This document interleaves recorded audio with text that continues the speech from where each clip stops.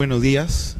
El día de hoy vamos a ver la última clase del diplomado y básicamente lo que me ha encargado a ustedes enseñarles es lo que es las fuentes del derecho administrativo, ¿no? Un tema que parece simple, parece sencillo, pero tiene sus bemoles.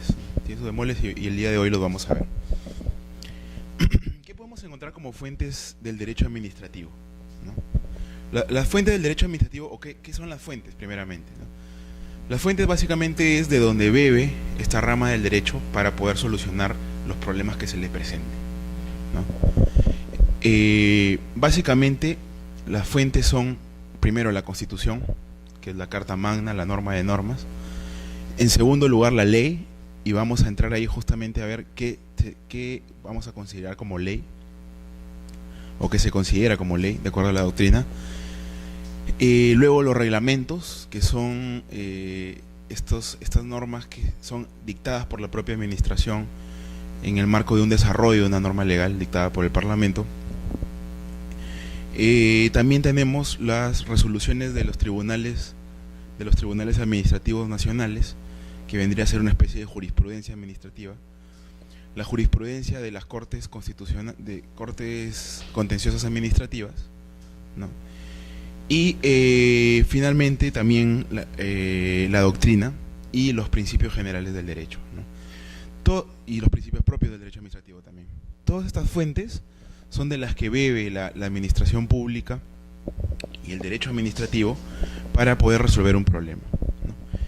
Y el día de hoy vamos a tratar básicamente un tema que es bien importante, es respecto a la ley.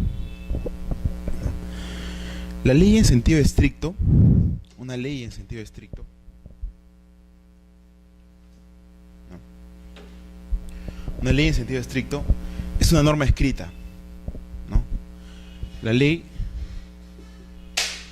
disculpe, la ley es una norma escrita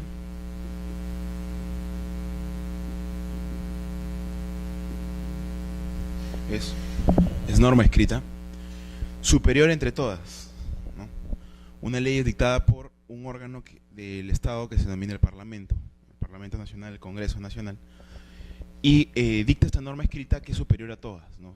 Prevalece frente a cualquier forma normativa, una ley, ¿no? Y no puede ser resistida por ninguna otra. ¿Por qué? Porque es una expresión de la voluntad popular. ¿Qué quiere decir eso?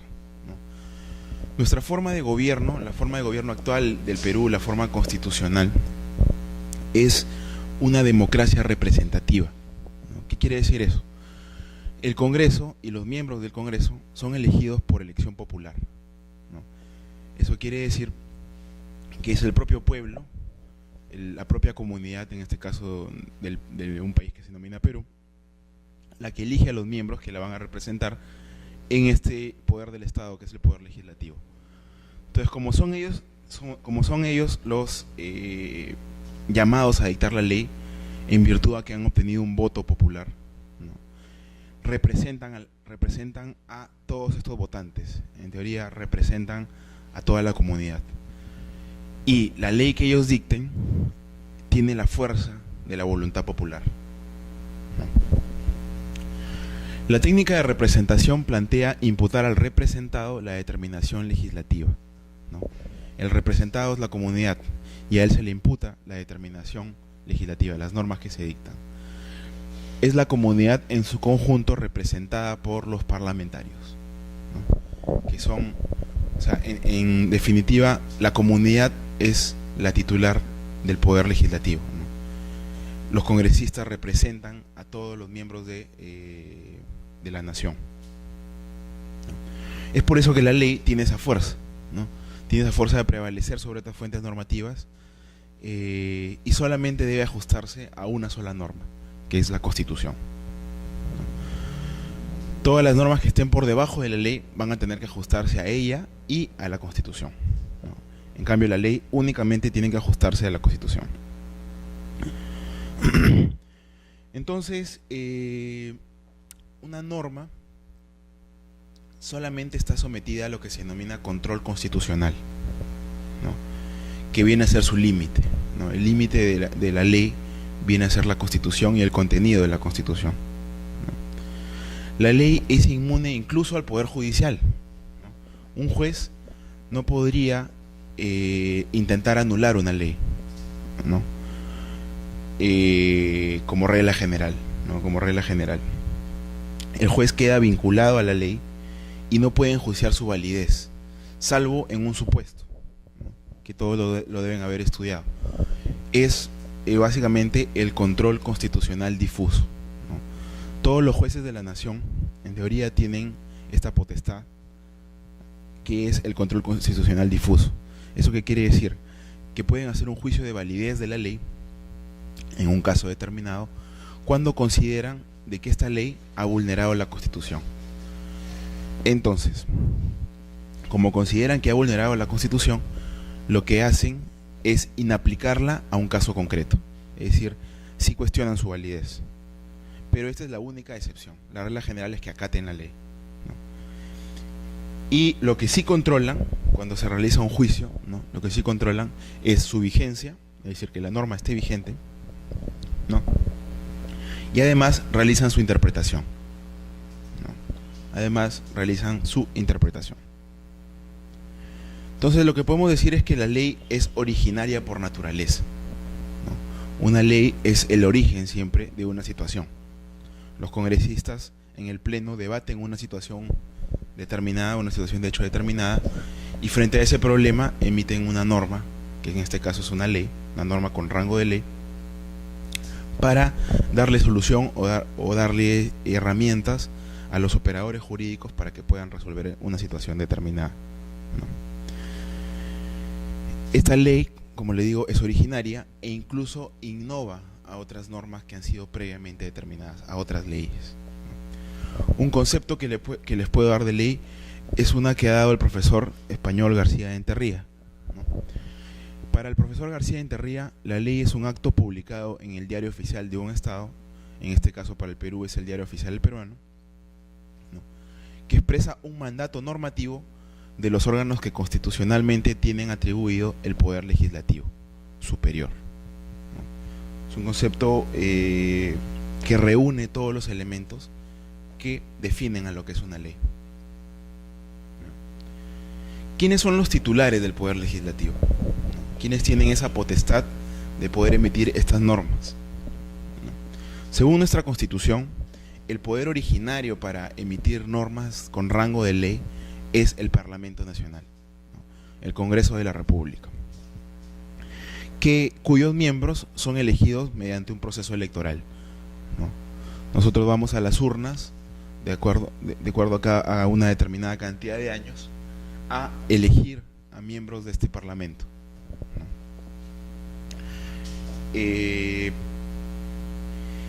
Pero además, no solamente el Congreso tiene esta facultad legislativa, ¿no?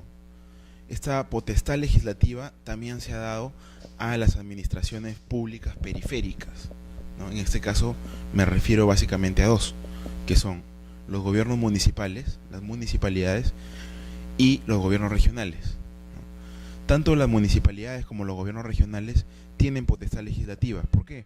Porque pueden emitir ordenanzas municipales u ordenanzas regionales. Ambas tienen fuerza de ley, ¿no? Ambas tienen rango de ley, ¿no? Esto se encuentra en la Constitución, pero ha traído ciertos problemas, ¿no? El hecho de que un órgano periférico o un órgano inferior periférico tenga esta potestad legislativa a veces trae problemas. ¿Por qué? Porque emiten ordenanzas municipales, ordenanzas regionales respecto a una situación determinada que a veces excede su competencia, ¿no? En algunos casos, en otros contradice una ley nacional y así sucesivamente. Entonces, desde mi punto de vista, y esta es una opinión bien particular que depende de cada uno si la comparte o no, yo consideraría que esto debería modificarse, por lo menos esta última parte, ¿no? Los gobiernos municipales y los gobiernos regionales no deberían emitir normas con rango de ley, ¿no? Desde mi punto de vista, porque trae muchos conflictos. Lo que deberían emitir son normas infralegales, ¿no? Como hasta ahorita lo vienen haciendo, ¿no? A través de decretos de alcaldía, a través de normas infralegales de los gobiernos regionales, etcétera, ¿no? Más no leyes, ¿no? Porque puede traer bastantes conflictos, ¿no? Se me viene a la mente uno, que es que se emitió una ordenanza regional para la hoja de coca, ¿no? Que justamente fue expulsado del ordenamiento por el Tribunal Constitucional, ¿no? Y así una serie de problemas. Pero este es un tema de ley ferenda, ¿no? De ley ferenda, que depende de cada uno si lo comparte o no. Pero en definitiva, tanto el Congreso Nacional, el Congreso de la República, como las municipalidades y los gobiernos regionales tienen potestad legislativa. ¿Cuándo tiene validez, cuándo tiene eficacia una ley, una norma con rango de ley? Nuestra Constitución habla de dos momentos. Habla de la promulgación y de la publicación de una ley. La promulgación consiste en la proclamación formal de la ley, ¿no? Es la proclamación formal de la ley, ¿no? Como tal.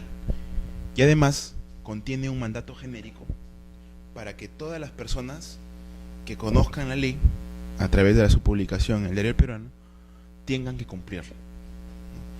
Esta promulgación corresponde exclusivamente al presidente de la República. Si uno ve el artículo 108 de la Constitución, puede ver que ahí la Asamblea Constituyente ha determinado, al momento de redactar la Constitución, que será el presidente de la República quien promulgará esta norma, ¿no? Quien la promulgará. Pero si uno sigue leyendo, al parecer habla de dos etapas, ¿no? Una de la promulgación y la otra de la publicación. ¿Realmente existen diferencias entre ambas etapas? ¿No? Esa es la pregunta. La respuesta es sí. La etapa de la promulgación y la etapa de la publicación son dos etapas distintas, con sus características particulares. La promulgación, como ya les dije, es la proclamación formal de la ley como tal y el mandato genérico de cumplirla. Y la publicación es esencial para que una norma sea eficaz, ¿no? Para que entre en vigencia una norma, ¿no? Toda ley, de acuerdo al artículo 109 de la Constitución, entra en vigencia al día siguiente de su publicación en el Diario Oficial del Peruano, ¿no? Esto de acuerdo al artículo 109. Y el hecho de que la publicidad sea esencial para que la publicidad sea esencial para que una norma tenga vigencia se encuentra en el artículo 51 de la Constitución, ¿no? Además, cuando el Congreso emite una ley, necesariamente tendrá que enviarla al presidente de la República.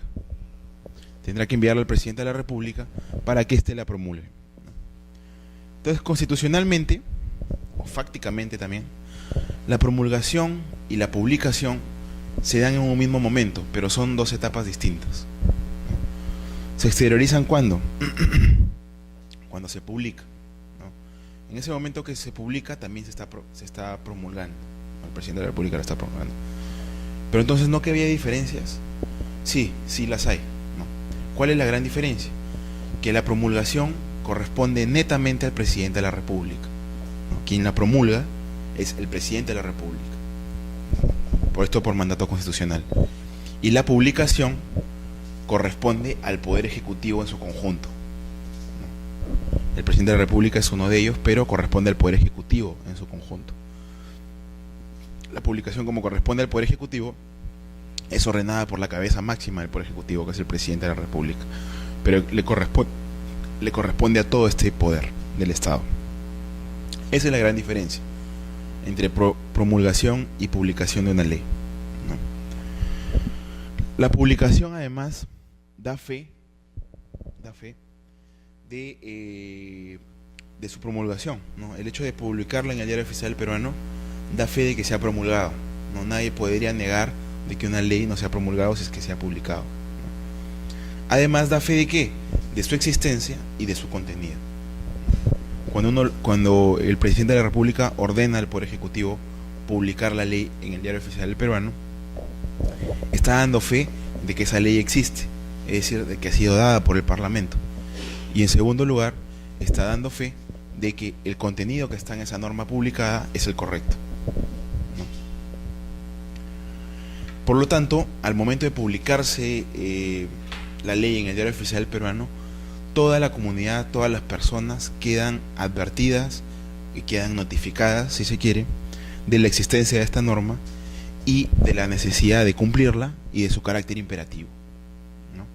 Nadie podría alegar de que no conoce la ley. La propia Constitución ha establecido de que una ley entra en vigencia al día siguiente de su publicación. Ninguna persona podría alegar ignorancia de la ley para poder incumplirla.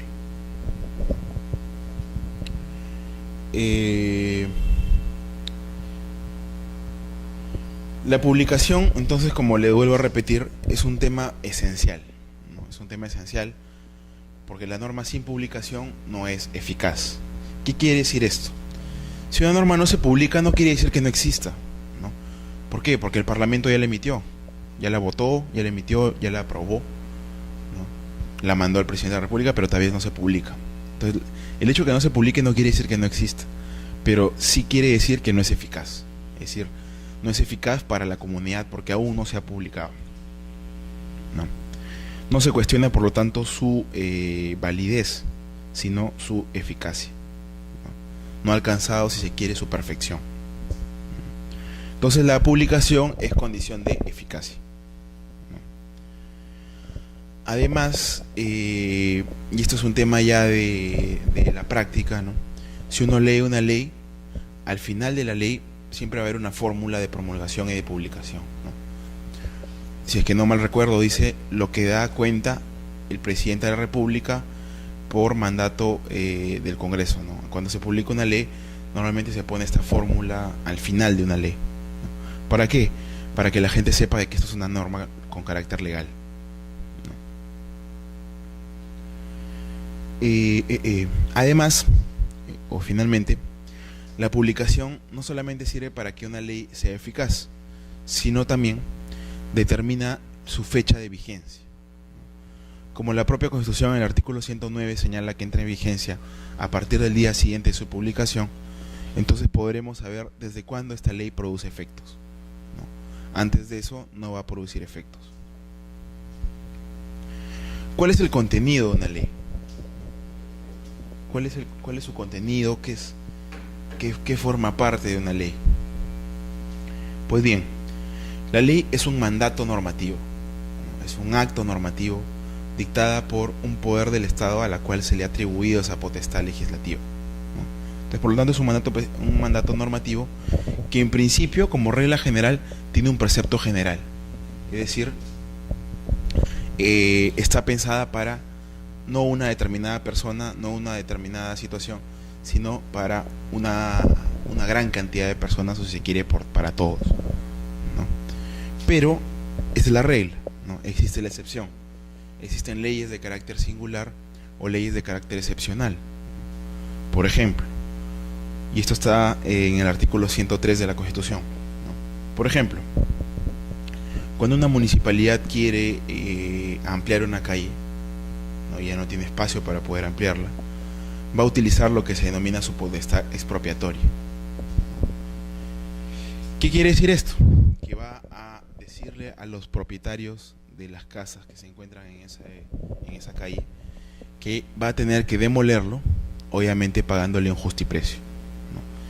Para poder hacer eso, la administración municipal no lo puede hacer ella sola, ¿no? Sería inconstitucional porque se estaría afectando un derecho fundamental, que es el derecho a la propiedad.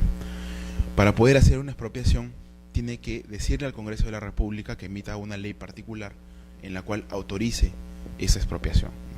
Esta ley va a tener el nombre de cada uno de los propietarios a los cuales se les va a expropiar parte de sus viviendas o toda, ¿no? Por lo tanto, esta vendría a ser una ley de carácter singular y existe, ¿no? La regla general es que sea un preceptivo general, pero también existen leyes singulares y leyes excepcionales para supuestos únicos o para supuestos concretos, ¿no? Por lo tanto, ambos son instrumentos de gobierno, ¿no? Tanto las leyes generales como las leyes especiales, y su contenido, por lo tanto, va a ser un mandato normativo. Además, hay que tener presente algo, ¿no? Una ley, como les comentaba, tiene siempre que estar subordinada a la norma de normas, que en este caso es la Constitución Política del Perú. El artículo 51 de la Constitución Política del Perú señala que la Constitución prevalece sobre cualquier otra norma con rango de ley o sobre cualquier otra norma infralegal, ¿no? Por lo tanto, una ley no puede contradecir la Constitución.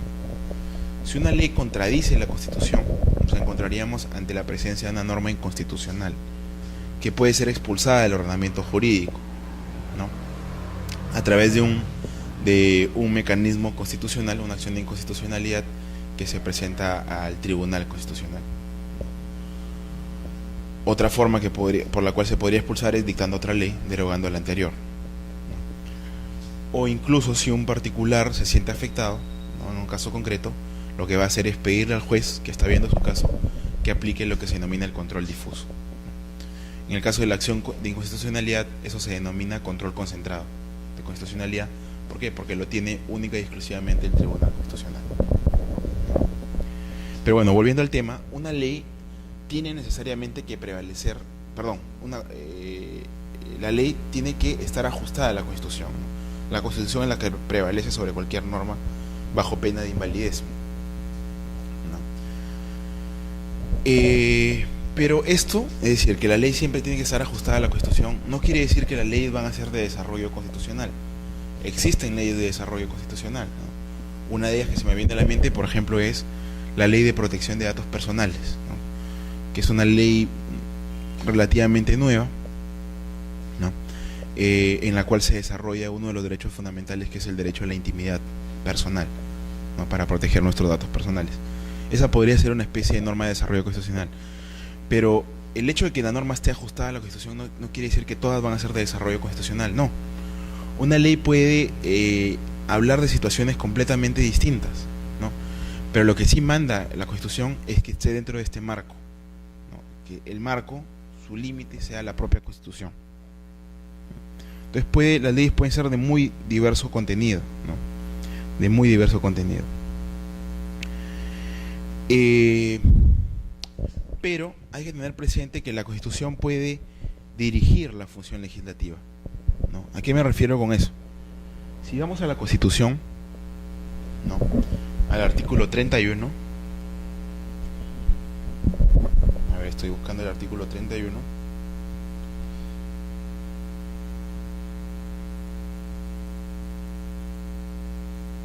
que es lo que señala, ¿no? Artículo 31 de la Constitución. Los ciudadanos tienen derecho a participar en los asuntos públicos mediante referéndum, iniciativa legislativa, remoción o revocación de autoridades y demanda y rendición de cuentas. Tienen también derecho a ser elegidos y elegir libremente a sus representantes, ¿no? Es derecho de los vecinos participar en el gobierno municipal de su jurisdicción. La ley promueve los mecanismos directos e indirectos de participación, ¿no? Entonces, en este caso, hay determinados artículos normativos que la propia ley, en este caso la Constitución, perdón, dirige la función parlamentaria, ¿no? En este caso, ¿cómo la dirige?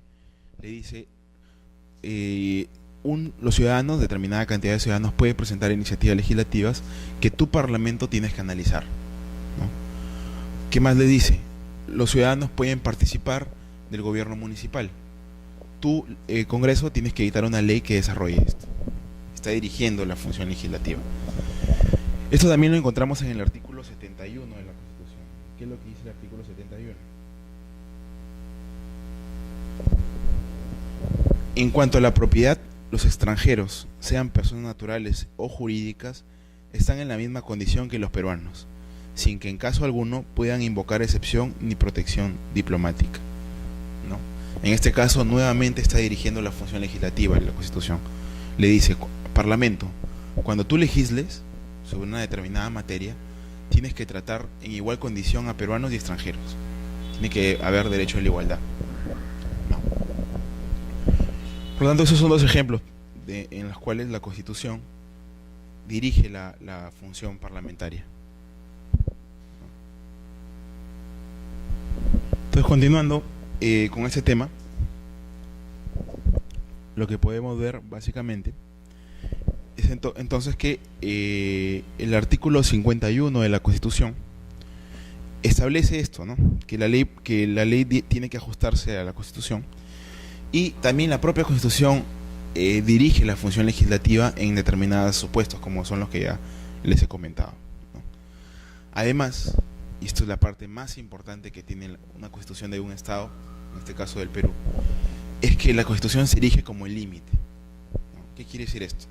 Los parlamentarios tienen libertad para poder dictar una ley, una norma con rango de ley, sobre la situación que ellos consideren conveniente, ¿no? Pero su límite, tanto del contenido de esa ley como de las materias y así otros temas, va a ser la propia Constitución. ¿Por qué? Porque la Constitución contiene de manera declarativa lo que se denominan los derechos constitucionales o los derechos fundamentales, ¿no? Entonces, el límite de una ley siempre va a ser el contenido de esos derechos fundamentales, ¿no? Una ley, por ejemplo, no podría atacar el derecho a la propiedad, ¿no? Si una ley ataca el contenido del derecho a la propiedad de un ciudadano, podríamos activar los mecanismos constitucionales de los cuales ya hemos conversado, ¿no? Y el otro límite son los principios que la Constitución contiene, ¿no? Dentro de la Constitución existen principios también de manera declarativa, que regulan todo el ordenamiento jurídico, ¿no? O incluso los principios generales del derecho, ¿no? No sé, se me ocurre uno, ¿no? Nadie puede hacer lo imposible, ¿no? Nadie puede hacer lo imposible. Esto es lógico, ¿no? Pero es un principio general del derecho. ¿Y eso cómo vendría a ser un límite o una limitante para dictar una ley?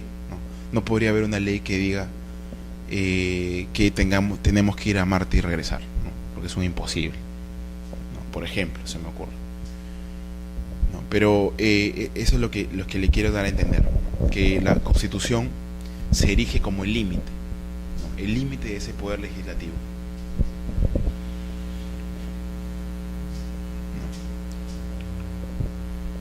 ¿no? Y ¿qué podríamos decir respecto a las clases de normas con rango de ley? Parece sencillo, pero hay que tenerlo muy presente, ¿no? ¿Qué clases de normas con rango de ley tenemos? La potestad legislativa es única, eso es verdad.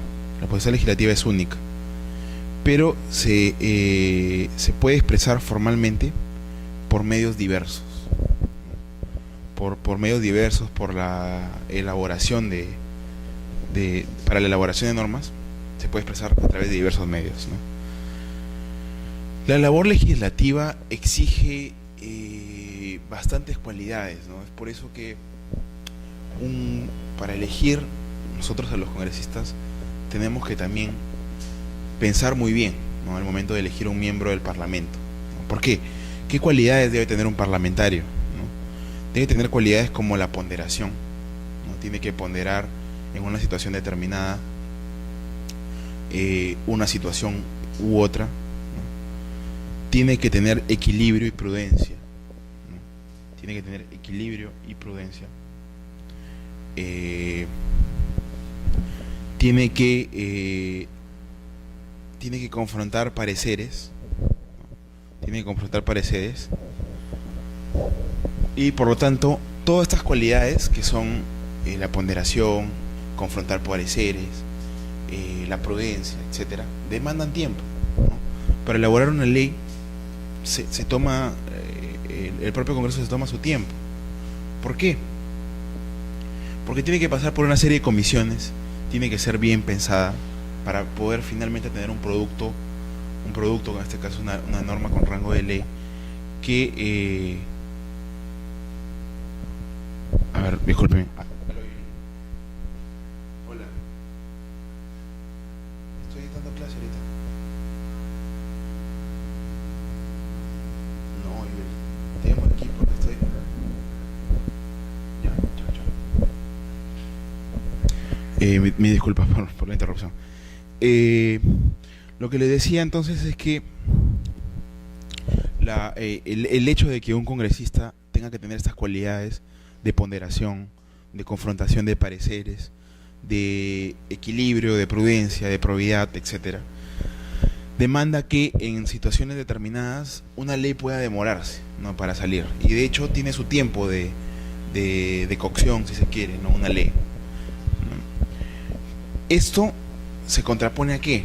A situaciones urgentes, ¿no? Hay determinadas situaciones que ameritan una acción urgente, ¿no?, que ameritan una acción urgente que no necesariamente están de acuerdo a los tiempos del Congreso, ¿no? Frente a eso, el legislador constituyente, es decir, el que redactó la Constitución, se puso también en esos supuestos, ¿no? Y dijo, para estas situaciones van a haber normas especiales, ¿no? Por ejemplo, los decretos de urgencia, ¿no?, que van a tener rango de ley, pero no van a ser dictadas por el Parlamento, ¿no? Los decretos de urgencia son dictadas por el Poder Ejecutivo, ¿no?, y específicamente por el Presidente de la República, para justamente atacar esas situaciones urgentes, en este caso de carácter económico, ¿no?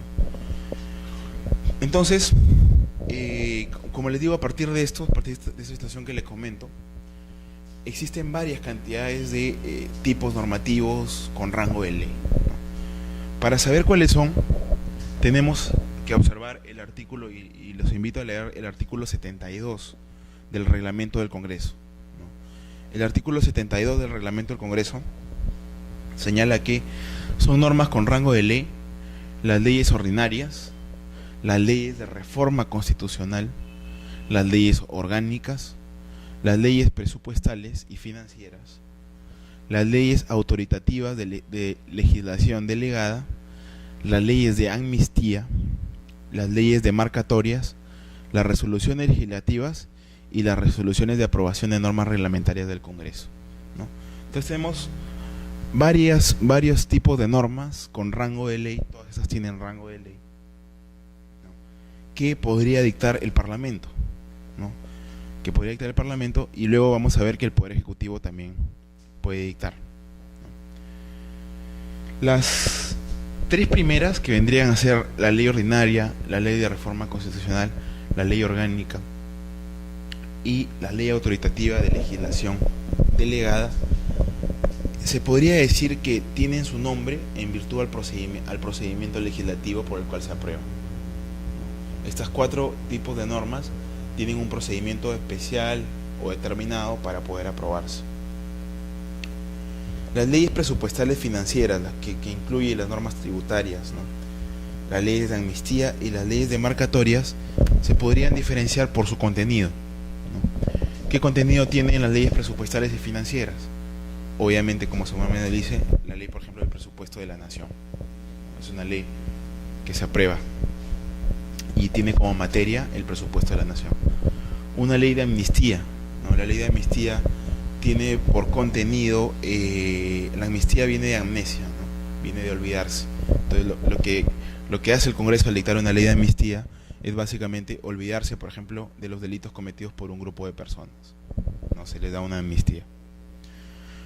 Y una ley demarcatoria, lo que hace justamente, como su nombre lo dice, es demarcar una determinada población, un determinado territorio, ¿no? Acaba de salir hace muy poco, vi en el Diario Oficial Peruano, la ley demarcatoria de una provincia, que es la provincia del Padre Abad de la región Ucayali, ¿no? En este caso, el Congreso de la República ha demarcado esta provincia, ha establecido perfectamente sus límites, ha elevado, por ejemplo, a la categoría de villa una determinada población, etcétera, etcétera, etcétera. Esto lo hacen a través de este tipo de normas, ¿no? Hablando de la demarcación, este es un tema que parece sencillo, pero no lo es, y también es una fuente de muchos conflictos, ¿no? Lo podemos ver incluso acá nomás en Lima, los problemas que tiene Magdalena con San Isidro. Eso se podría arreglar con una ley demarcatoria, ¿no? El Congreso dicta la ley, dice hasta acá es tu límite y hasta acá es el límite del otro distrito, ¿no? Pero bueno, eso no es materia de lo que estamos viendo actualmente. Y por último tenemos las resoluciones legislativas y las resoluciones legislativas de aprobación del reglamento del Congreso. El reglamento del Congreso, a pesar de tener el nombre de reglamento, es una ley, ¿no? Es una norma con rango de ley. Y para aprobarse o para modificarse se hace a través de resoluciones legislativas. Entonces ahora vamos a ver uno por uno qué significa, cómo se aprueba, etcétera. ¿No? Entonces, en primer lugar tenemos las leyes orgánicas. La ley orgánica, según el artículo 106 de la Constitución, se regula, o para qué sirve una ley orgánica, sirve para regular la estructura y funcionamiento de las entidades del Estado. ¿No? Sirve para ordenar esa estructura, para ordenar ese funcionamiento de las entidades del Estado previstas en la Constitución. Y también dice, así como otras materias constitucionales. Vamos a ver específicamente qué dice la Constitución. Vamos al artículo 106.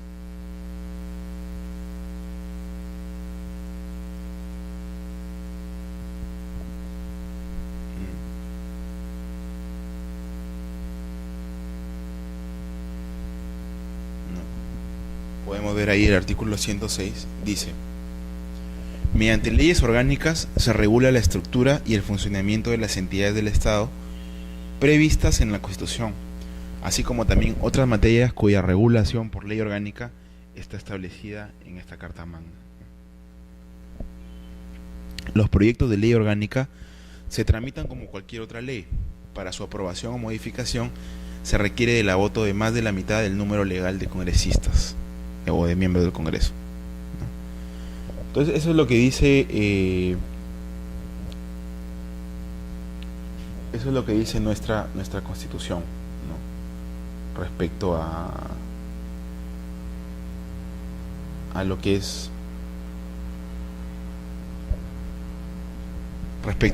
la ley orgánica, ¿no?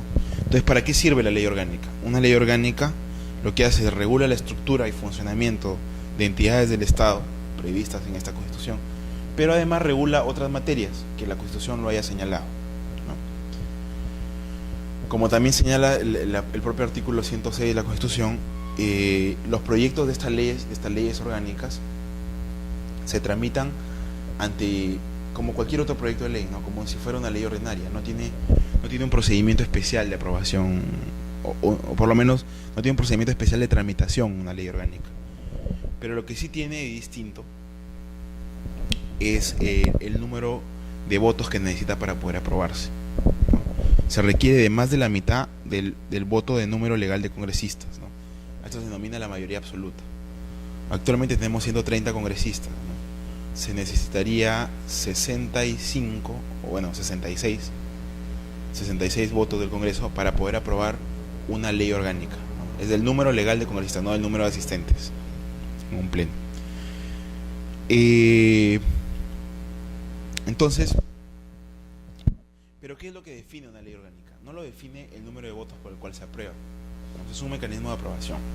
Lo que define una ley orgánica es justamente su contenido, ¿no? La propia Constitución ha establecido que una ley orgánica regule determinados supuestos. Uno de ellos es la estructura del Estado, la estructura y funcionamiento de una determinada entidad del Estado, y la segunda, otras materias que la Constitución señale.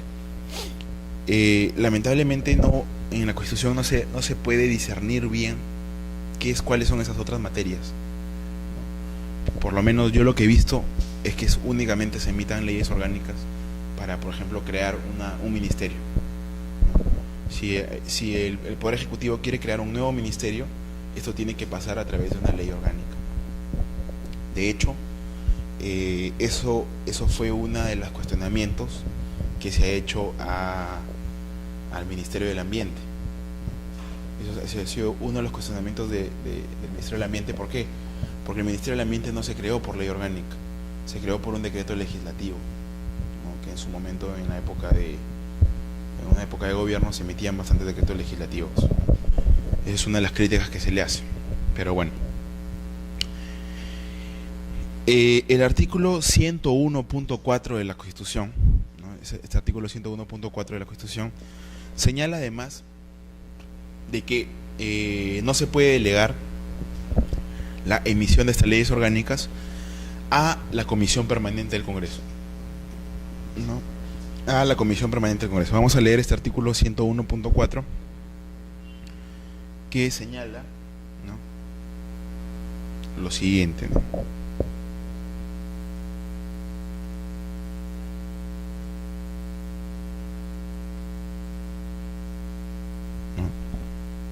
El artículo 101.4 señala lo siguiente, ¿no? Los miembros de la Comisión Permanente del Congreso son elegidos por su número tiende a ser proporcional al representante de cada uno de los parlamentarios y no excede el 25% del número total de congresistas.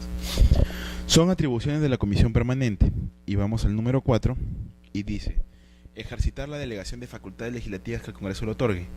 No pueden delegarse a la Comisión Permanente materias relativas a la reforma constitucional, aprobación de tratados internacionales o leyes orgánicas, ley del presupuesto, ¿no?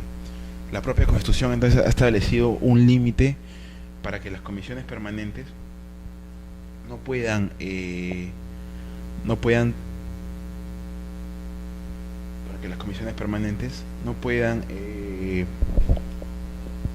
ver temas o contenidos relacionados a leyes orgánicas. Entonces esa es una de las primeras normas que les quería comentar, ¿no? Las leyes orgánicas, que se diferencian justamente por su contenido y además tienen un mecanismo especial de aprobación. No tienen un mecanismo especial de tramitación, se tramitan por las comisiones así como cualquier otra norma ordinaria, pero su número de aprobación o el número de votos que necesita para poder aprobarse es especial, que es mayoría absoluta, es decir, más del 50% del número total de congresistas. Luego otra norma que les quería comentar es las leyes ordinarias, ¿no? Las leyes ordinarias en realidad son casi todas las normas, ¿no? Son casi todas las normas. Es la forma normal, si se quiere, en la que se manifiesta la potestad legislativa del Congreso, ¿no? La forma completamente normal a través de que se manifiesta esta potestad. Su aprobación es por mayoría simple, no necesita mayoría absoluta. ¿Cómo se hace? Se tramita igual por todas las comisiones que tenga que pasar: comisión de Constitución, comisión de Trabajo, dependiendo de la materia que se esté tratando, ¿no? Y luego llega al Pleno del Congreso, ¿no? Por eso se denomina, también tiene el nombre de las leyes ordinarias de leyes del Pleno, ¿no? Llega al Pleno del Congreso y en el Pleno del Congreso el número de congresistas que sea asistente discute esta ley, ¿no? Si se debe quitar este artículo, se debe colocar otra fórmula de redacción, etcétera, ¿no? Después de haber realizado ese debate, esa discusión, que todo esto queda registrado en el libro de debates del Congreso, votan, ¿no? Los que estén los que estén en ese caso en el hemiciclo, y con la mayoría simple, es decir, mayoría normal, se aprueba esa ley ordinaria, ¿no? Regula, como les digo, casi todos los ámbitos, ¿no? Regula casi todos los ámbitos de la vida, ¿no? de la libertad, ¿no? Luego tenemos otras normas que son las leyes de la Comisión Permanente, ¿no? Las leyes de la Comisión Permanente. El artículo 101.4 señala que es una atribución de la Comisión Permanente ejercitar la delegación de facultades legislativas en el Congreso, ¿no? ¿Cuándo se crea una comisión permanente? La comisión permanente, o cuando se instala, perdón, la comisión permanente. La comisión permanente se instala cuando el Congreso hace recesos, ¿no? Cuando el Congreso hace recesos porque los congresistas se van de vacaciones, lo que se hace es se instala una comisión permanente, así se le ha denominado, que va a seguir legislando en determinadas materias, ¿no? Va a seguir legislando en determinadas materias.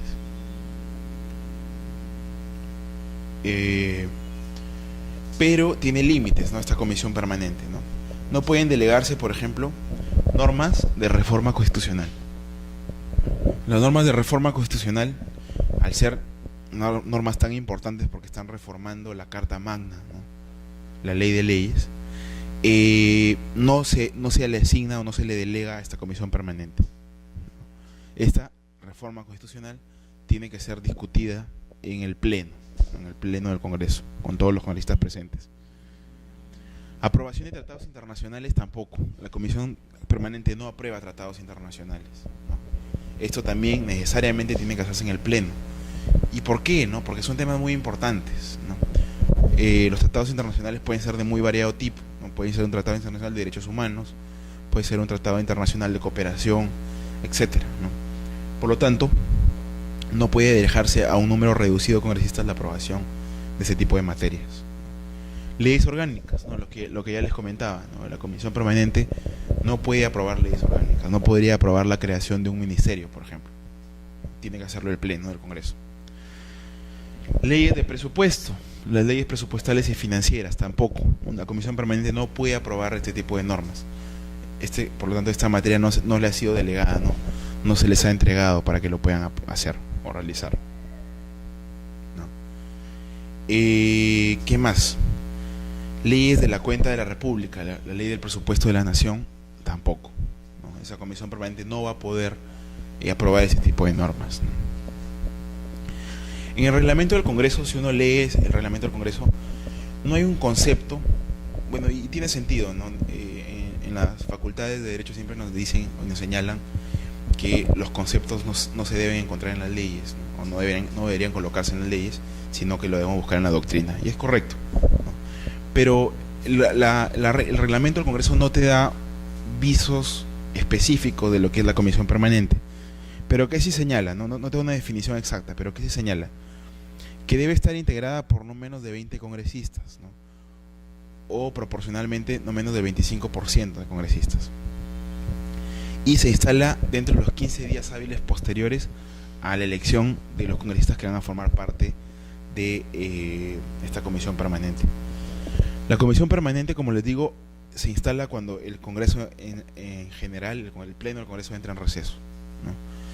Y se juntan o funciona por convocatorias, ¿no? Se convoca a la comisión permanente, se juntan, y así, se convoca para ver otro tema determinado, se juntan y legislan, ¿no?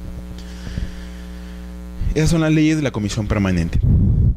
Y luego un tema bastante importante son estas leyes autoritativas de delegación de potestad legislativa.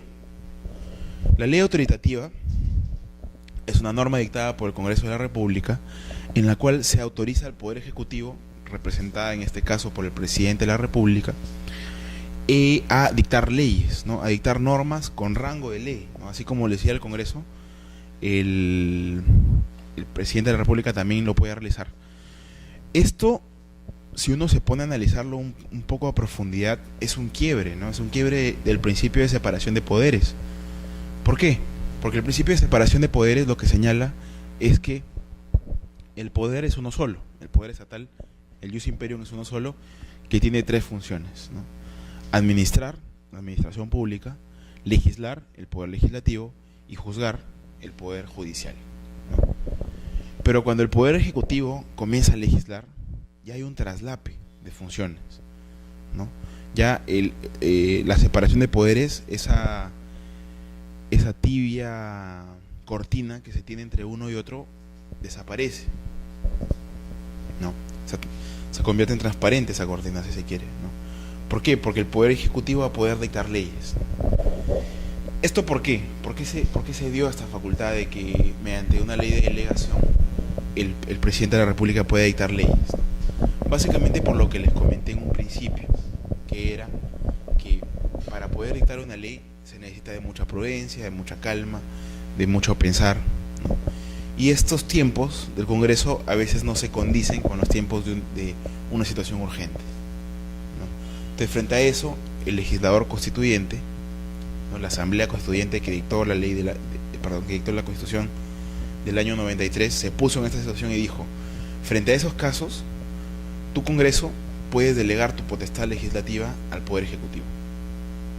Por lo tanto, el Congreso va a poder, el Poder Ejecutivo va a poder dictar decretos legislativos que tienen fuerza de ley, así como si lo dictara el Congreso, o también puede dictar decretos de urgencia, ¿no? Para materias económicas y financieras. Los decretos de urgencia lo podemos encontrar en el artículo 118.9 de la Constitución. Vamos a ver el artículo 118.9 de la Constitución, que es lo que señala, ¿no?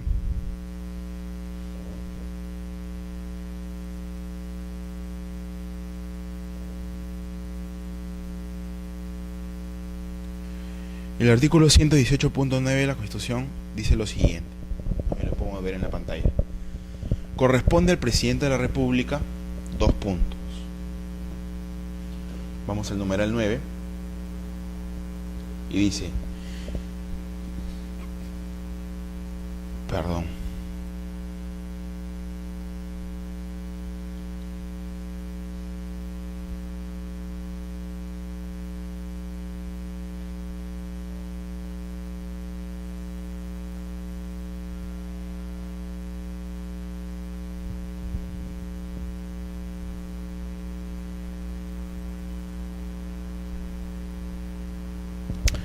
.19, perdón, me he equivocado. El numeral 19 dice, corresponde al presidente de la República, numeral 19, dictar medidas extraordinarias mediante decretos de urgencia, con fuerza de ley, en materia económica y financiera, cuando así lo requiera el interés nacional y con cargo a dar cuenta al Congreso. El Congreso puede modificar o derogar los referidos decretos de urgencia, ¿no? Entonces, lo que señala el artículo 118.19 de la Constitución Política del Perú es que le otorga esa potestad legislativa al Poder Ejecutivo, ¿no? Por lo menos en el tema de decretos de urgencia. Y dice, tu Poder Ejecutivo, vas a poder dictar normas con rango de ley denominados decretos de urgencia cuando el interés nacional así lo requiera. Eso es lo que dice la Constitución, ¿no? Con cargo a dar cuenta al Parlamento, al Congreso de la República. Luego, el Parlamento, a través de su decreto, perdón, de su reglamento, el reglamento del Congreso, ha desarrollado un poco más esta materia, ¿no? Si vamos al artículo 91,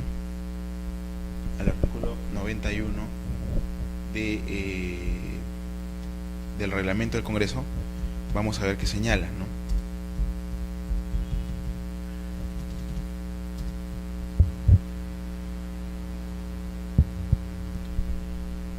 El artículo 91 del reglamento del Congreso dice lo siguiente.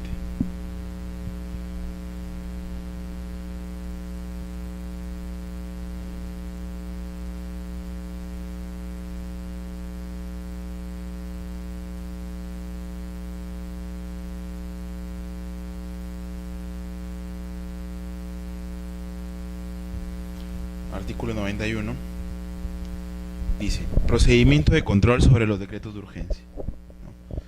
El Congreso ejerce control sobre los decretos de urgencia dictados por el Presidente de la República en uso de la facultad que le concede el inciso 19 del artículo 118 de la Constitución Política, de acuerdo a las siguientes reglas. Literal A. Dentro de las 24 horas posteriores a la publicación del decreto de urgencia, el Presidente de la República dará cuenta por escrito al Congreso o a la Comisión Permanente, según sea el caso, adjuntando copia del referido decreto, ¿no? Entonces, ese es el primer mecanismo de control que tiene el Congreso respecto a los decretos de urgencia. Dentro de las 24 horas de dictado del decreto de urgencia, el Presidente de la República tiene que enviar por escrito o tiene que dar cuenta por escrito al Parlamento sobre el dictado de este decreto de urgencia, ¿no? Si el Parlamento o el Pleno está de receso, quien va a recibir ese escrito o a quien se lo va a dirigir el presidente es la Comisión Permanente, ¿no? Y tiene que adjuntar copia del referido decreto de urgencia.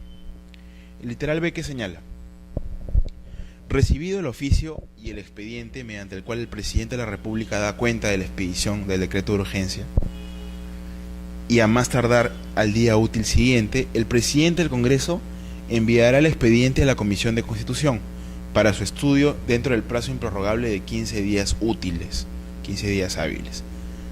La Comisión da cuenta al Consejo Directivo del cumplimiento de esta atribución en el Congreso en el segundo día útil siguiente de la aprobación del dictamen. El Presidente informa obligatoriamente al Pleno y ordena su publicación en el portal del Congreso o en la Gaceta del Congreso o en el Diario Oficial del Peruano. Entonces, segundo mecanismo de control. Cuando se recibe este documento del Presidente de la República, lo que va a hacer el Presidente del Congreso es enviar todo este expediente a una comisión, que es la Comisión de Constitución, que tiene que estudiarlo, es decir, ver si este decreto de urgencia no contradice la Constitución, ¿no? Dentro del plazo de 15 días hábiles, improrrogables. Luego, esta comisión va a dar cuenta al Consejo Directivo del Congreso, ¿no?, en el segundo día útil de emitido su dictamen.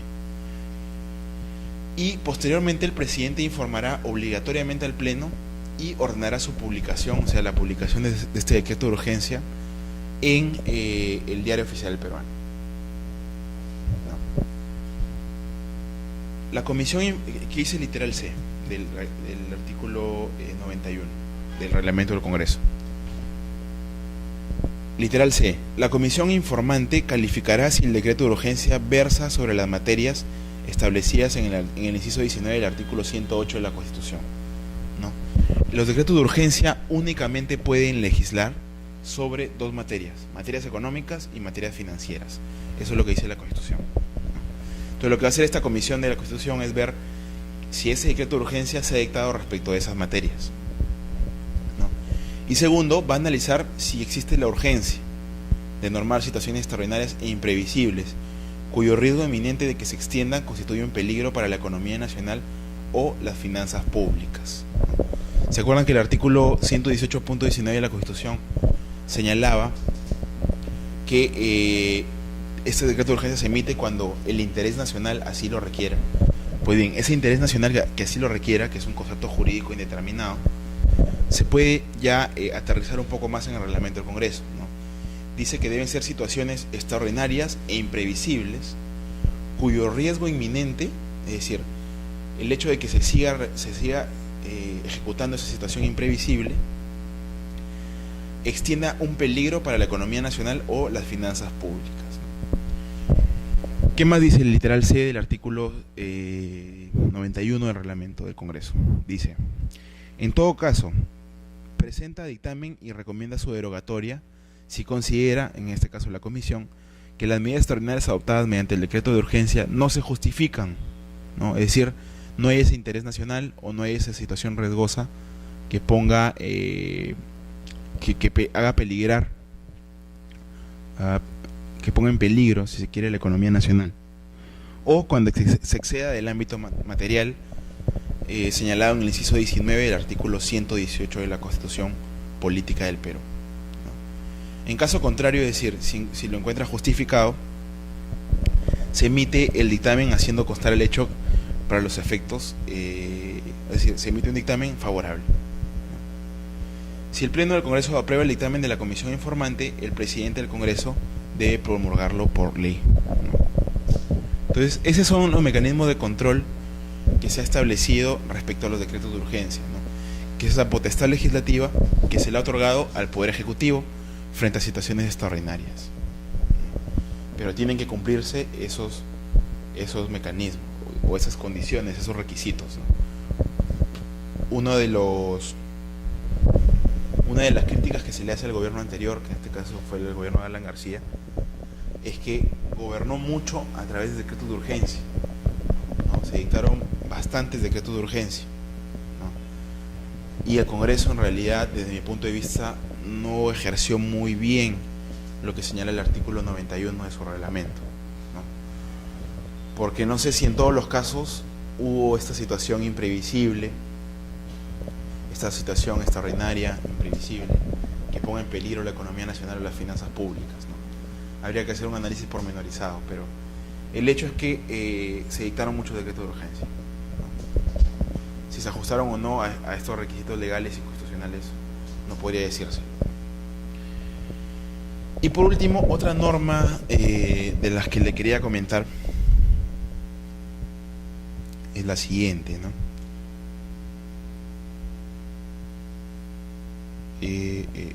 Acá.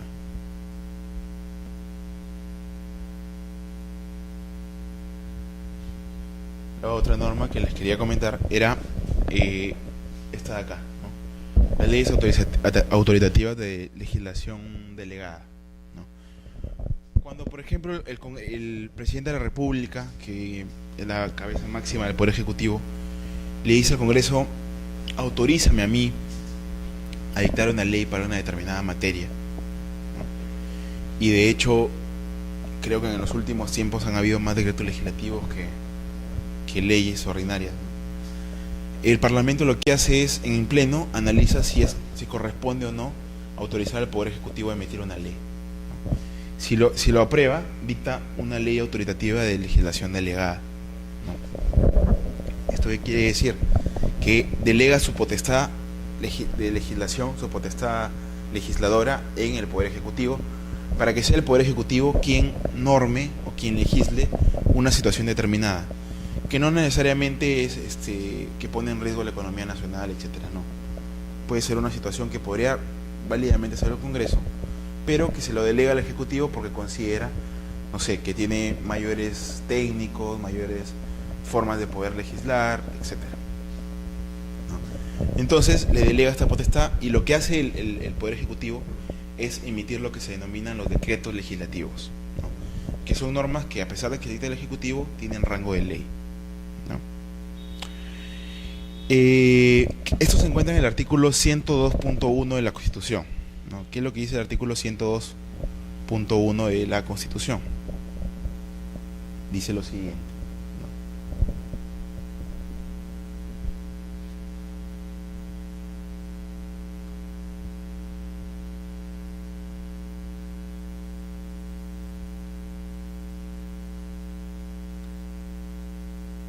Artículo, perdón.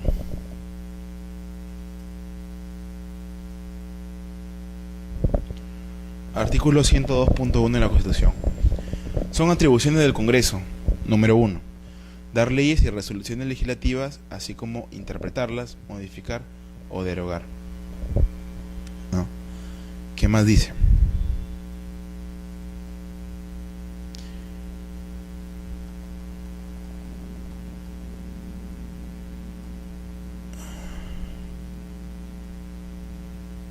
¿No?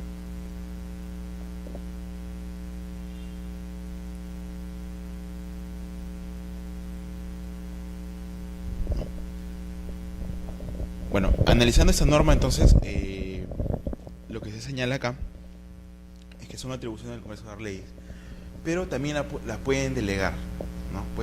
Pueden delegar esta potestad legislativa en el Congreso de la República, en el Poder Ejecutivo, perdón. Entonces, lo que va a hacer el Poder Ejecutivo es, en virtud a esa ley autoritativa que le da el Parlamento, va a emitir los decretos legislativos, que finalmente se publican en el Diario Oficial Peruano y que tienen carácter de ley, no tienen fuerza de ley. Entonces, todas estas normas que les he comentado, ¿no? Que son todas estas de acá, que van a aparecer en la pantalla, son normas con rango de ley, tienen fuerza de ley, son normas originarias, ¿no? Que regulan una situación concreta, regulan una situación determinada, y por lo tanto van a ser completamente fuente del derecho administrativo. Todas estas normas son fuentes del derecho administrativo, es decir, el derecho administrativo bebe de estas normas para poder resolver una situación concreta. De hecho, el Poder Ejecutivo, perdón, la administración pública en general, no solamente el Poder Ejecutivo, tiene lo que se denomina la vinculación positiva a la ley. ¿Qué quiere decir la vinculación positiva a la ley? Que la administración pública única y exclusivamente puede hacer lo que la ley le permite. Es decir, la administración pública solamente puede hacer lo que el Parlamento le ha dicho que puede hacer. Solamente puede ejecutar de acuerdo a la potestad administrativa que el Parlamento le ha otorgado. Ir más allá sería hacer una vía de hecho, ¿no? Y eso es completamente ilegal y por lo tanto espurio el ordenamiento jurídico. ¿A diferencia de quién? Del ciudadano, ¿no? El ciudadano común y corriente como nosotros, ciudadano de a pie, tiene lo que se denomina una vinculación negativa a la ley. La administración pública tiene una vinculación positiva a la ley, es decir, solamente hace lo que la ley le permite. En cambio, el ciudadano tiene una vinculación negativa a la ley, es decir, el ciudadano hace todo lo que la ley no prohíbe, ¿no? Tenemos un ámbito de libertad pleno, ¿no? Podemos hacer todo lo que la ley no prohíbe. Entonces, como les decía, esta es una de las fuentes del derecho administrativo, la ley, o las normas con rango de ley, ¿no? Como por ejemplo los decretos legislativos, decretos de urgencia, etcétera, etcétera, etcétera. Sin embargo, existen otras fuentes del derecho, ¿no? Como les decía en un principio de la clase, los reglamentos. Los reglamentos son estos actos administrativos que dicta la propia administración. La propia administración pública dicta los reglamentos desarrollando una ley, ¿no? Justamente lo que hemos visto antes. Y la administración queda vinculada con su propio reglamento. Es decir, tiene que cumplir el reglamento que dicta, pero también cumplirlo, ¿no? Por tanto, también es una fuente del derecho. Al igual que la ley, recuerdan que la ley tiene que estar ajustada a la Constitución, es decir, una ley tiene que ser constitucional. Los reglamentos tienen que ser legales, es decir, no podría haber un reglamento que vaya en contra de una ley, porque sería un reglamento ilegal. Frente a un reglamento ilegal, el administrado, que se cree perjudicado con este reglamento ilegal, puede o tiene dos mecanismos de protección o de defensa, ¿no? Uno de los mecanismos de defensa sería impugnar el reglamento, como es un acto administrativo, de acuerdo a la Ley de Procedimiento Administrativo General, tiene 15 días para impugnarlo. Lo podría impugnar frente al propio órgano que emitió el reglamento, ¿no? Normalmente los reglamentos los emite la máxima autoridad de una entidad. Supongamos que lo emite el Ministerio de Energía y Minas. Entonces, quien lo emite va a ser el Ministro de Energía y Minas. Frente a eso, el administrado podría impugnarlo. ¿Frente a quién? Al propio ministro, a través de un recurso de reconsideración. Obviamente adjuntando prueba nueva y todo lo que determina la LEPAJ, ¿no? La Ley de Procedimiento Administrativo General. Si no le da la razón la reconsideración o nunca le contesta, aplicando silencio, podría irse al contencioso administrativo y plantearle a un juez contencioso administrativo justamente esta situación, ¿no? Que ese reglamento es ilegal y por lo tanto quiere que no se aplique al caso concreto. ¿Qué otro mecanismo tiene el ciudadano o el administrado respecto a un reglamento ilegal? Tiene una acción constitucional que se denomina acción popular, ¿no? La acción popular es plantearle a un juez determinado, a un juez constitucional, que un reglamento ha sido emitido contraviniendo una ley. Y si el juez considera que eso es correcto, es decir, que un reglamento ha contradicho una ley, o se encuentra contrapuesto a una ley, entonces lo que va a hacer el juez es expulsar todo el reglamento del ordenamiento jurídico, ¿no? Tiene un efecto más erga omnes, ¿no? más para todo el mundo, una acción popular. Entonces, como le decía, entonces tenemos como fuente el derecho de la ley o normas con rango de ley, tenemos como fuente del derecho los reglamentos, ¿no? Que son emitidos por la propia administración pública. Algo que me había olvidado comentarle respecto a los reglamentos es que existe el principio de inderogabilidad de los reglamentos, ¿no? Una inderogabilidad exclusiva de los reglamentos. ¿Qué quiere decir esto? Como la administración pública dicta los reglamentos, tiene que hacerlos cumplir a los administrados o a la persona que se dirija, pero también cumplirlos, ¿no? Y no podría inaplicarlos a un caso concreto, ¿no? Supongamos que se emite un reglamento para temas de licencia de funcionamiento.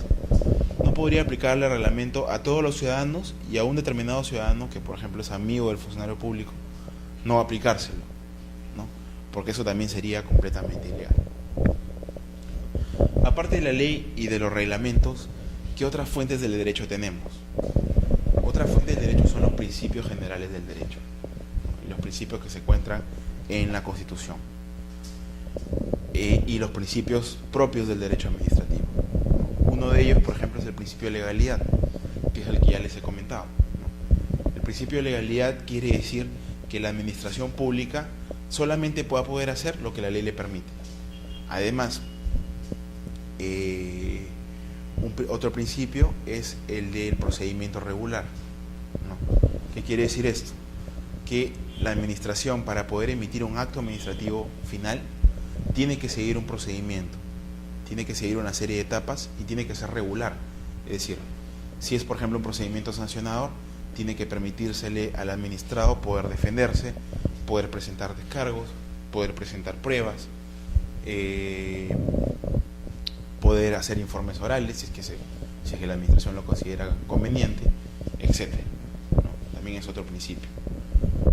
Otro principio, por ejemplo, es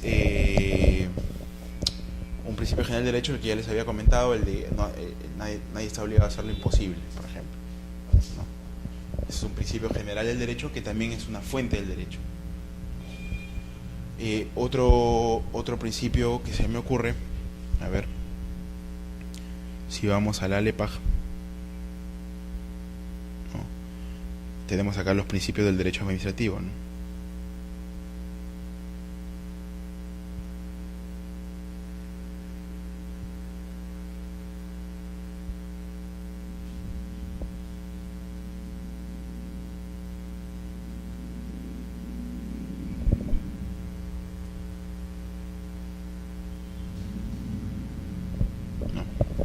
Otro principio que también es fuente del derecho, vamos a hablar de legalidad, debido procedimiento, impulso de oficio, ¿no?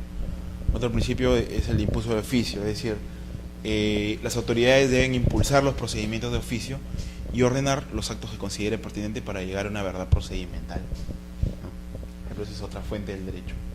Principio, ¿qué otros tenemos? Principio de razonabilidad.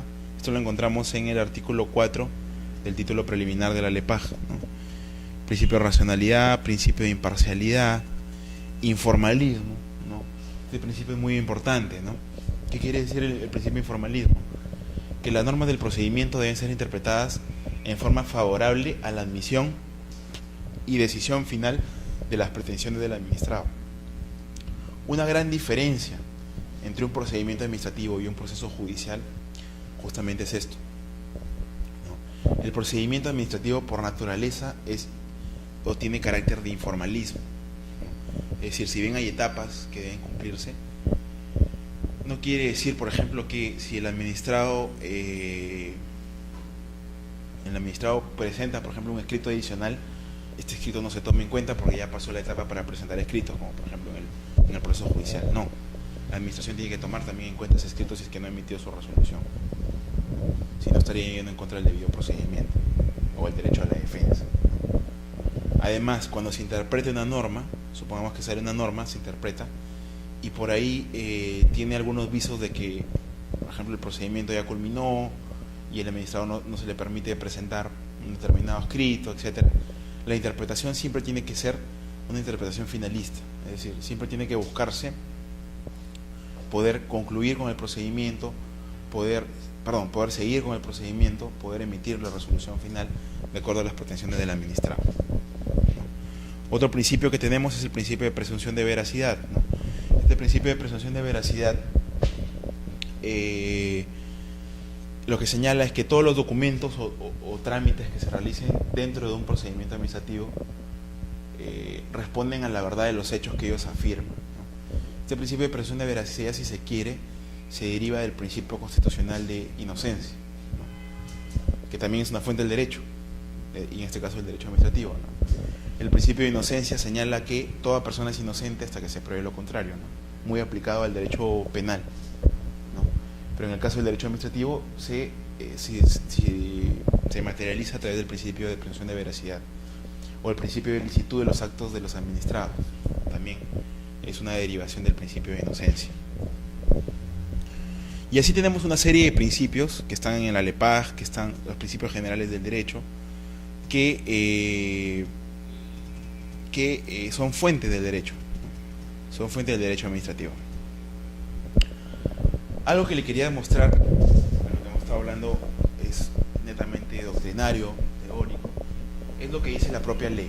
La propia LEPAJ, en el artículo 5, el título preliminar, dice lo siguiente, ¿no? Son fuentes del procedimiento administrativo, señala. 1. El ordenamiento jurídico administrativo, que integra un sistema orgánico que tiene autonomía respecto a otras ramas del derecho. Son fuentes del procedimiento administrativo, 1, las disposiciones constitucionales. Obviamente, ya hemos hablado de eso, ¿no? La Constitución es la norma de normas y por lo tanto es la primera fuente del derecho. Segundo, tratados y convenios internacionales incorporados al ordenamiento jurídico nacional. Bien, eso también es correcto, ¿no? Los tratados internacionales que forman parte del ordenamiento jurídico peruano también son fuentes del derecho administrativo. Pero desde mi punto de vista fue innecesario colocarlo en la ley. ¿Por qué? Porque cuando ya se habla de disposiciones constitucionales, la propia Constitución, en unos artículos finales, señala que todos los tratados internacionales que se incorporen al ordenamiento jurídico forman parte del ordenamiento interno, ¿no? Entonces yo creo que es un poco repetitivo colocarlo, ¿no? Sin embargo, está en la norma. Luego tenemos las leyes y las disposiciones de jerarquía equivalente, que es justamente toda la primera parte de la clase de la cual hemos hablado, ¿no? Todas las normas con rango de ley, también son fuente del derecho. Y como ya hemos visto, hay dos titulares de la potestad legislativa, o tres si se quiere: el Parlamento Nacional, los gobiernos municipales y los gobiernos regionales, que también emiten normas con rango de ley, y el propio Poder Ejecutivo, ¿no? A través del decreto legislativo y los decretos de urgencia.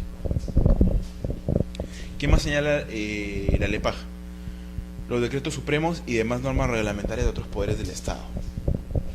De hecho, ahí también hay un poco, desde mi punto de vista, no fue bien redactada este artículo, ¿no?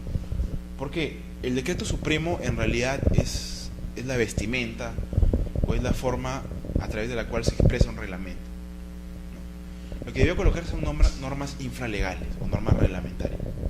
O sea, las normas reglamentarias son todas las normas que desarrollan una ley y que se encuentran por debajo jerárquicamente hablando, ¿no? Por lo tanto, una norma reglamentaria puede adoptar la forma de un decreto supremo, la forma de un decreto de alcaldía, puede adoptar la forma de una resolución de consejo directivo, etcétera, etcétera, etcétera.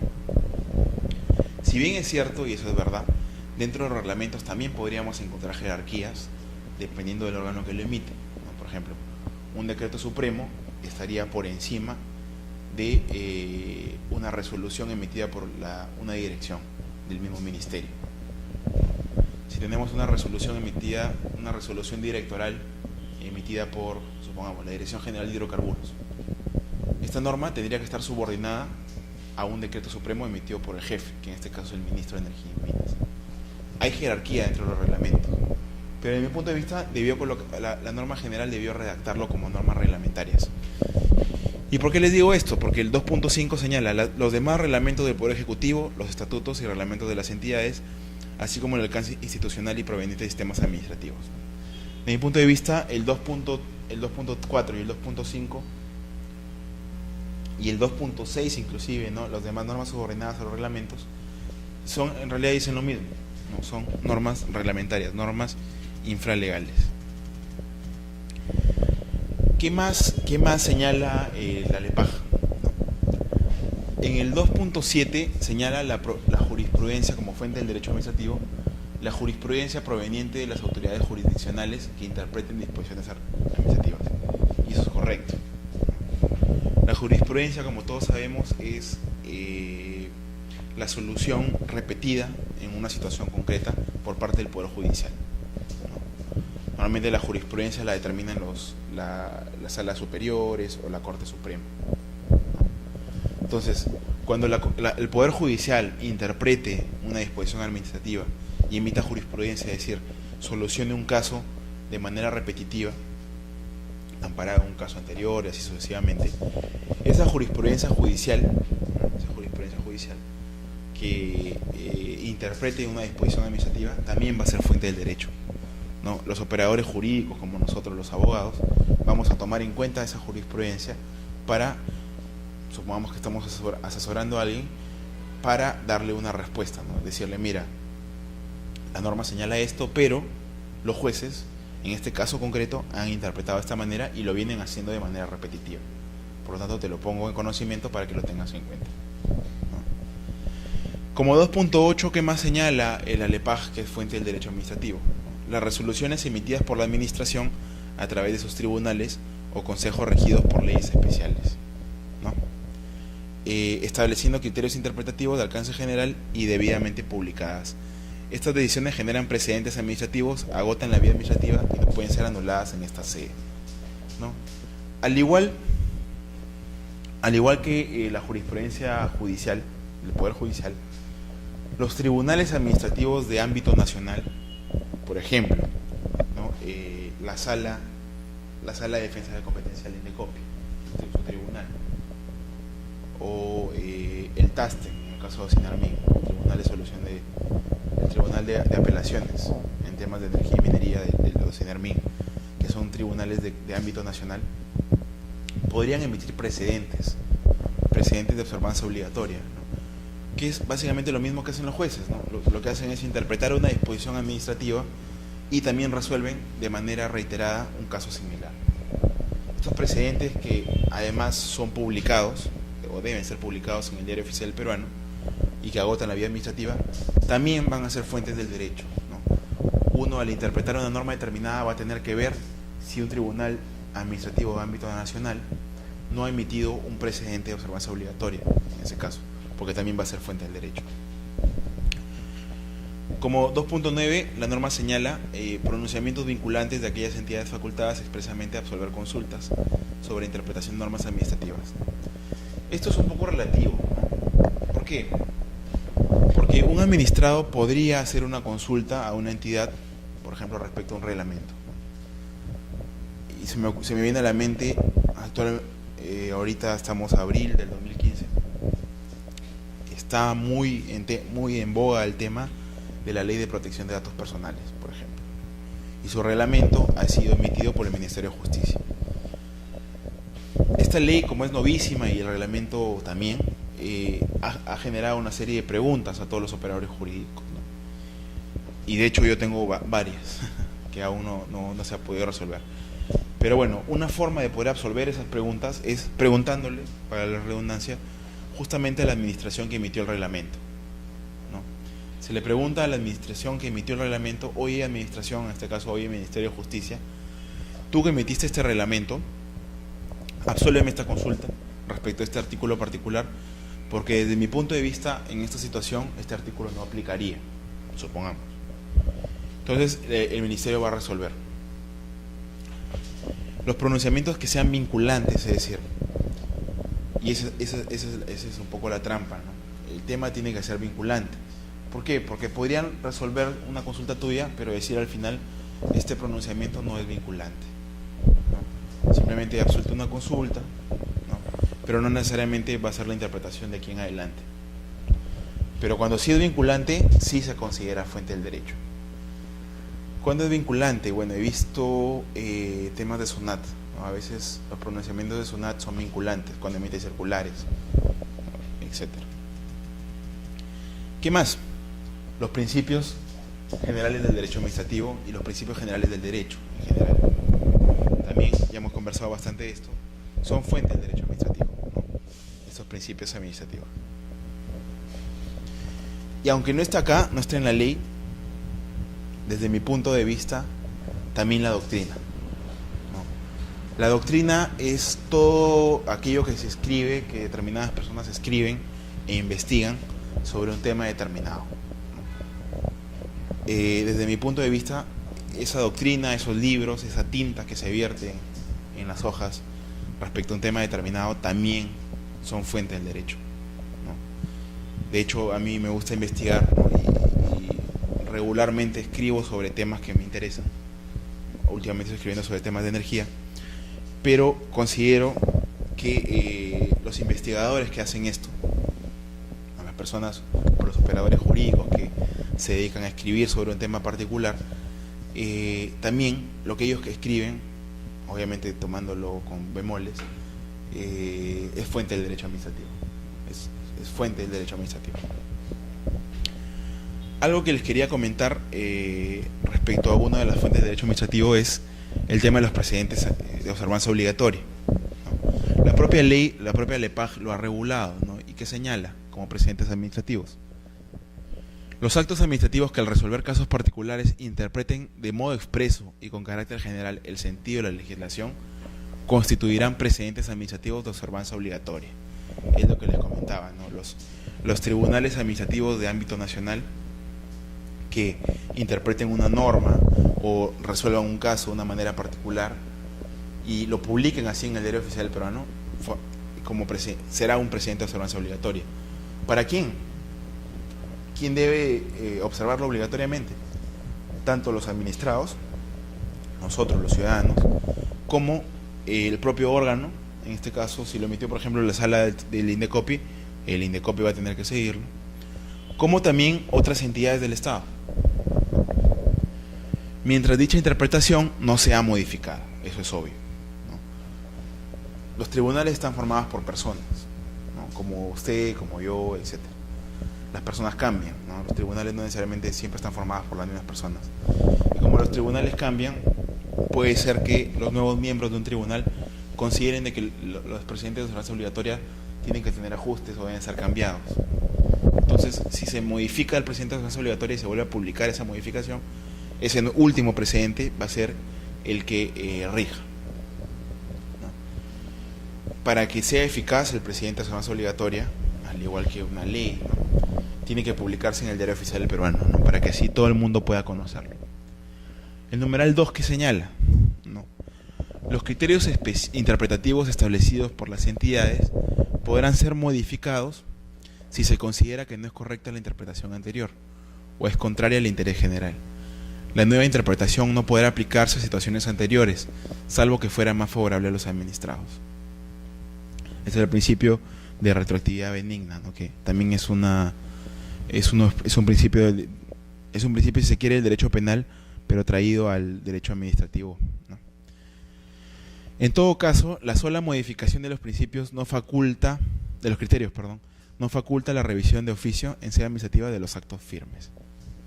No, eso es obvio, ¿no? Si el presidente de la observancia obligatoria cambia, se aplicará a casos anteriores o a casos que estén abiertos por retroactividad benigna. Pero los que ya están firmes ya no van a poder ser revisados, ¿no? ¿Por qué? Porque ya ha pasado el plazo, un acto es firme cuando ya ha pasado el plazo para poder revisarlo tanto en sede administrativa como en sede judicial.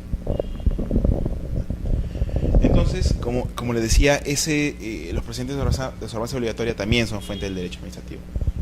Entonces, hemos visto ahora ya todo lo que es las fuentes de derecho administrativo, todo lo que podemos utilizar nosotros como operadores jurídicos para poder analizar una situación concreta, para poder resolver una situación concreta y poder ejercer correctamente el derecho administrativo, ¿no? Solamente quería culminar con un tema, ¿no? Ya nos quedan pocos minutos, pero quería culminar con un tema que desde mi punto de vista es necesario que por lo menos se lleven de mí, ¿no? Y ese tema es, hemos hablado de los principios del derecho, de las fuentes del derecho administrativo, pero finalmente, ¿qué es el derecho administrativo? ¿No? Con eso ya quería culminar la clase.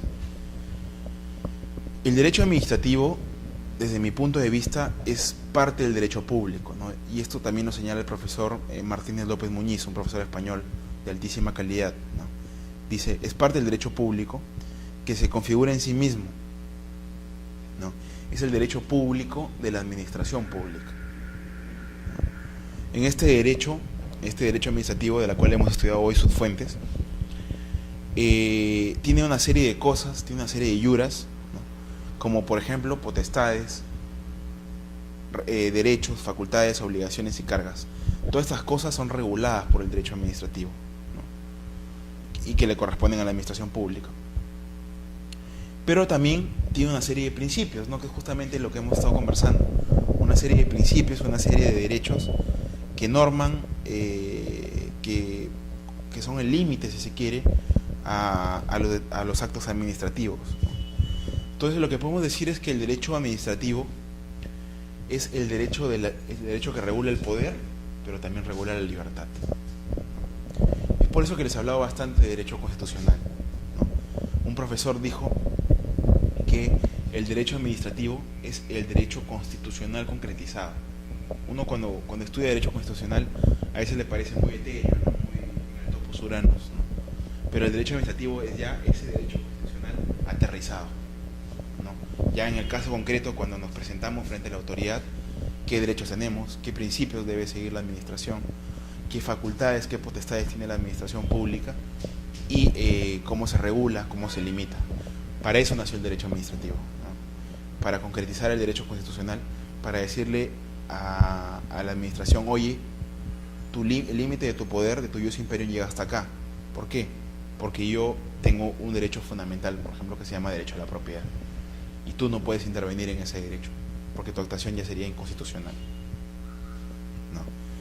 Entonces, eso es lo que es el derecho administrativo, ¿no? Ese derecho público que regula potestades, regula derechos, regula facultades, obligaciones, pero también tiene como contraparte principios que debe cumplir la administración pública, ¿no? El derecho administrativo comprende tanto la organización de la administración, eso es obvio, ¿no? Como vimos en la primera clase de la administración pública, es una organización del poder público que actúa con potestad administrativa. Entonces, lo primero que regula ese derecho administrativo es la organización de esta administración pública, ¿no? Regula sus acciones, regula todos sus aspectos, pero también regula el sistema de garantías, ¿no? Lo que les decía, el derecho administrativo es un derecho garantista, así como el derecho penal, ambos son derecho público, ¿no? Es un sistema de garantías, ¿no? De respeto y de restauración del ordenamiento jurídico, administrativo. Esto sin perjuicio de que todo acto administrativo siempre va a ser controlable por el Poder Judicial, ¿no? A través del contencioso administrativo. Las fuentes ya las hemos visto, ¿no? Son la Constitución, las leyes, los reglamentos, los principios generales del derecho y los principios del derecho administrativo, la jurisprudencia tanto judicial como administrativa y la doctrina, ¿no?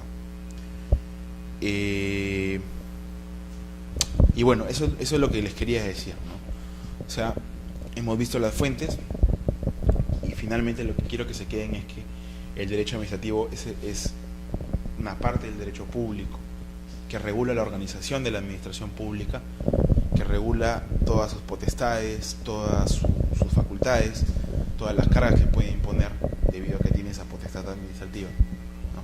Pero también regula todas las garantías que tiene el ciudadano frente a esa administración, frente al leviatán del cual hablaba Hobbes, ¿no? Si bien nosotros hemos delegado parte de nuestras libertades en este leviatán, lo que actualmente se denomina el Estado, ¿no? Ese Estado también tiene límites, ¿no? Y el límite va a ser justamente materializado a través del derecho administrativo. El límite va a ser nuestros derechos fundamentales, van a ser todos los principios que están regulados en la Constitución y en la Ley de Procedimiento Administrativo, Entonces eso es todo lo que le quería comentar el día de hoy. Esta es la última clase. Tengo entendido que va a haber una evaluación y preguntas objetivas y